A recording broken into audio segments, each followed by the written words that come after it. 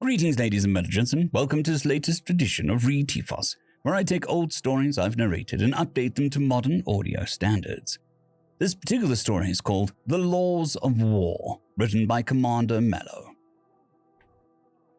Year 109th cycle of HFY, month Kreha, day Drylerk, log entry number 2456894, location Alpha Centauri Prime POW facility.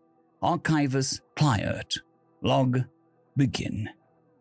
There are laws in war, at least that's what the humans taught me in my tenure at this facility. I have decided to recap on the events which led to my confinement here, if one could call it that. Some time ago, in the 104th cycle of the Cyrillic Pool, or in the galactic standard year of 2645, our species, the Axel, declared war on humanity. I had been alive for 18 standard orbits at the time. Around when the Axel-human war began, there had been a galactic council put in place to help other species to enforce rules, so to speak, during wartime.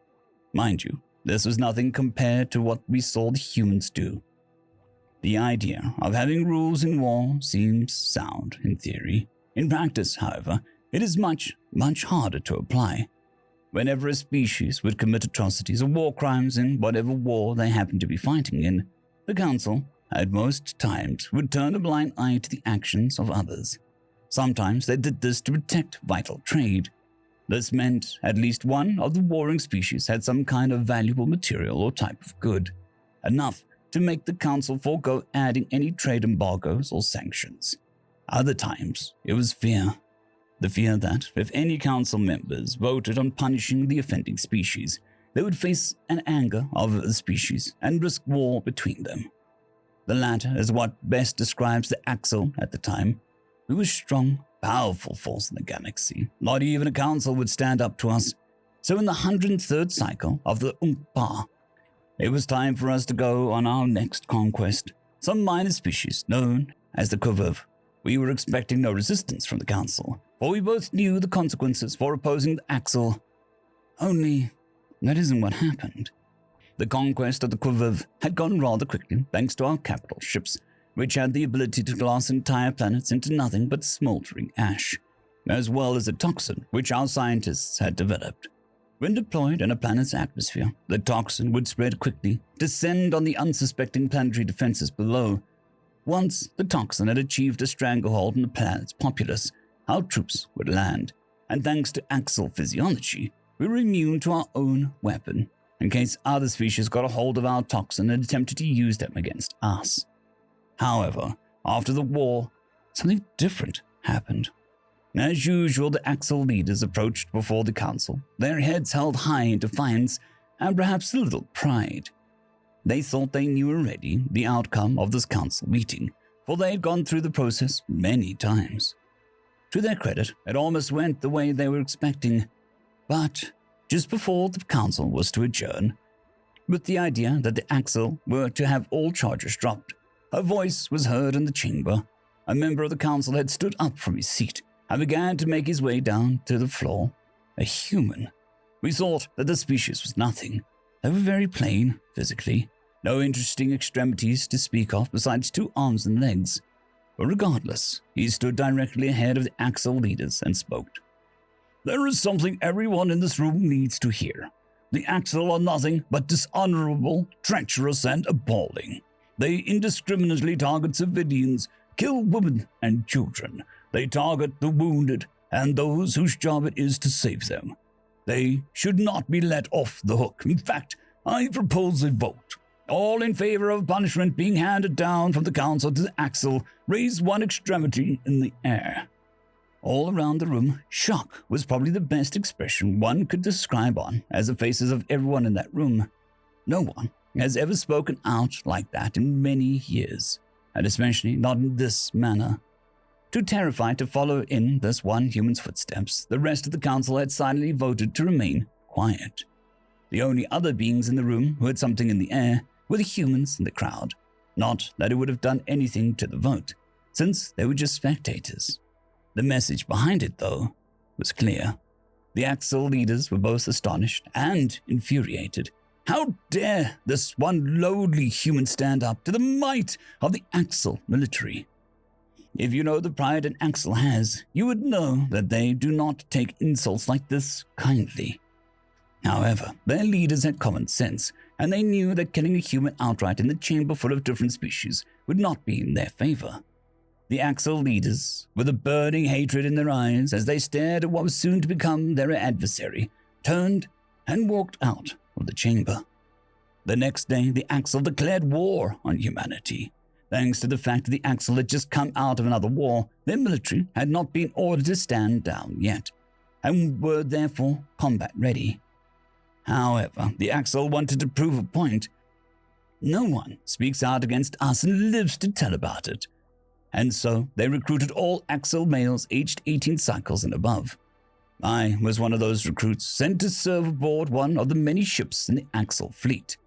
Thanks to my skills as an apprentice archivist, my main role was to organize files, help distribute orders amongst the fleet, things like that. And therefore, I saw little combat until that day. The war had been going in our favor, albeit slowly. Around 16 human colonies had surrendered. A full quarter of the forces had been destroyed. Our ship had been ordered along with the 14th Battle Wing to help take over another human colony, one that was in the star system of Alpha Centauri. This time was different, however. All members of the crew were to don armor and weapons, including me. Of course, I'd been trained in the art of battle. However, I could never get used to the feeling of landing and charging towards enemy lines, even those affected by toxin. Human physiology did have some traits. Even affected by the toxin, a human could still fight for some time before succumbing to the effects. And this species trait was the reason they did so much damage to our forces. I believe my fear about humans was justified, and on this day, everyone in the 14th Battle Wing was going to learn what fear truly was. As we landed in what appeared to be a field, partly surrounded by a thick tree line, the feeling in the air was calm. It was to be expected, with the toxin acting on the planet. Its inhabitants would most likely be succumbing to poison, and then our forces would take over the planet and move on to the next. As soon as the last dropship had deposited the last ground troops on the surface, we heard a call on the radio from one of our scout ships. Humans have been sighted along the tree line. I repeat, humans have been sighted. The transmission was cut short.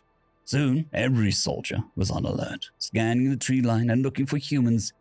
It didn't take very long, because it turns out the humans were looking for us too. The feeling that something was wrong didn't process for most. They had thought it was just another small human resistance cell to be easily destroyed and forgotten. Until we heard the first human head to toe in full body armor, armed to the teeth, emerge from the tree line. Then another human followed suit.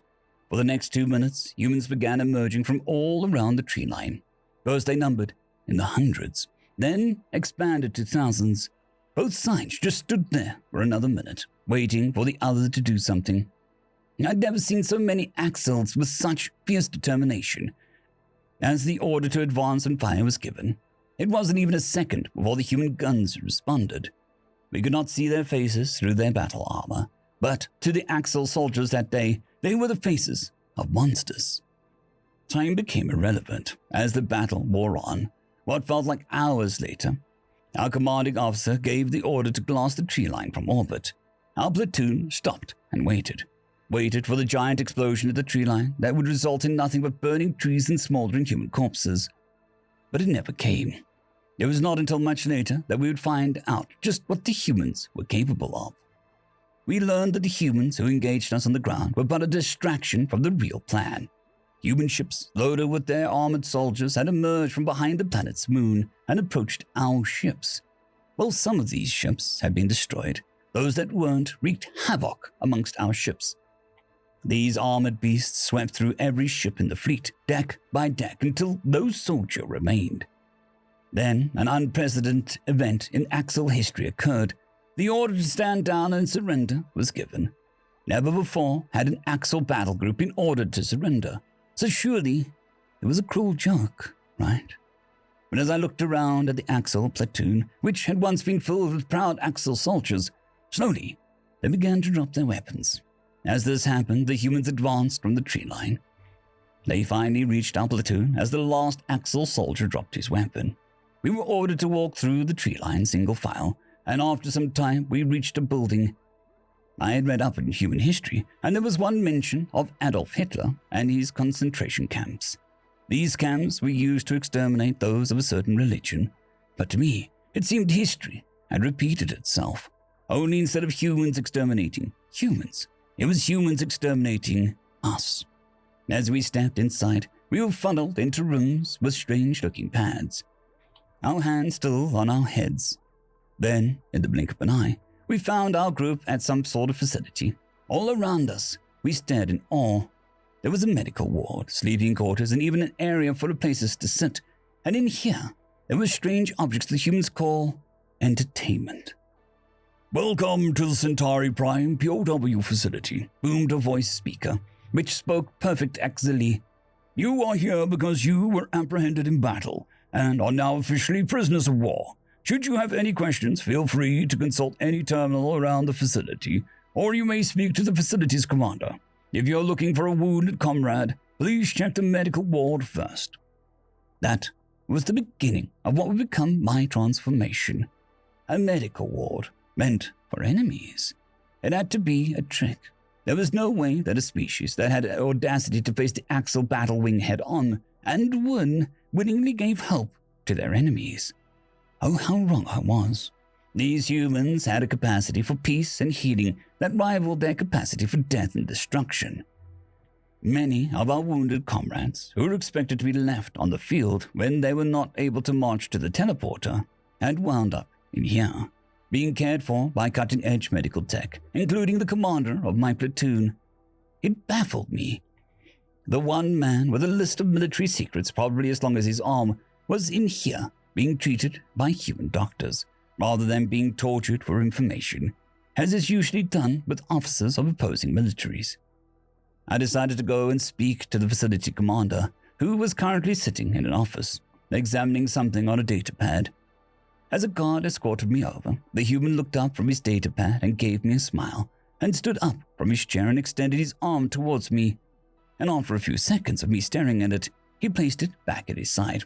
"Ah, a visitor," said the commander, who was rather short by human standards, and did not look like a man who has experienced combat. Someone like me. "I don't get many around here. Most times the prisoners are too awestruck to wander around the facility endlessly, while others constantly keep to themselves, planning ways to escape. Not that it ever works, though, and soon enough they join their comrades and enjoy their time here. So, how can I help you?"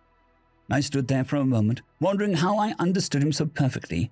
A speaker is one thing, but hearing your own language spoken better than most Axel through the mouth of another species was astonishing. "I'm using a universal translator," he said. "We humans developed it to communicate with alien species, to establish relations with them. Basically, it learns languages by hearing them, and eventually it can translate with perfect accuracy between languages." I nodded, still amazed. "I was wondering," I asked, "what exactly is this place, its purpose?" The human clapped his hands together and sat back down, motioning for me to join him on the other chair, which I did.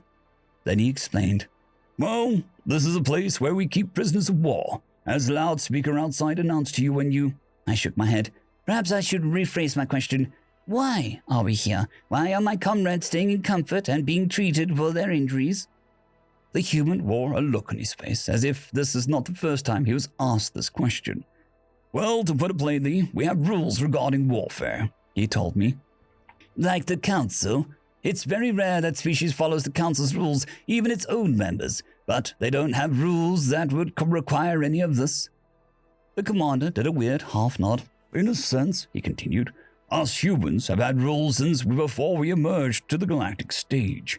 We don't kill civilians, we don't kill the wounded, nor doctors whose goal it is to save them. We always rescue escape pods from ships after battles, and we restrict our weaponry to things that don't cause prolonged suffering or maiming, unlike a certain someone that I can think of right now," he finished with a glaring stare. I put my head down, dejected. "It's a war, and I wasn't the one who created the toxin," I shot back, my Axel pride bubbling up inside me. "I know. And that's why you're here and not in a penal colony, working for hours until you're tired, only to wake up the next morning and do it again, he fired back. He had a point, I suppose. Anything else I can help you with? He asked. If you look up my record, you can find my age and previous occupation. If it is possible, I would like to continue that occupation to a limited extent, I said, nervous of the answer. Actually, we were planning to anyways, said the commander, his smile returning to his face. Name Client, occupation Axel Naval Conscript, age 18 cycles. Did I get that right? He asked, knowing full well the answer was yes. I nodded. Well, you're pretty young, and conscription isn't good for anyone. You will be allowed to work as an archivist for us. Unfortunately, the law states that you are still a soldier and must remain here until such time as your release can be negotiated, or if the war ends. Having been a commander here for 5 years, however, I think you won't mind the conditions, he explained. Once again, I nodded silently.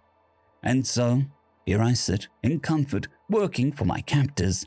From the stories from new prisoners and the occasional rumors spread by others, I've heard that the humans have pushed the Axel back to their home world and have currently blockaded the planet.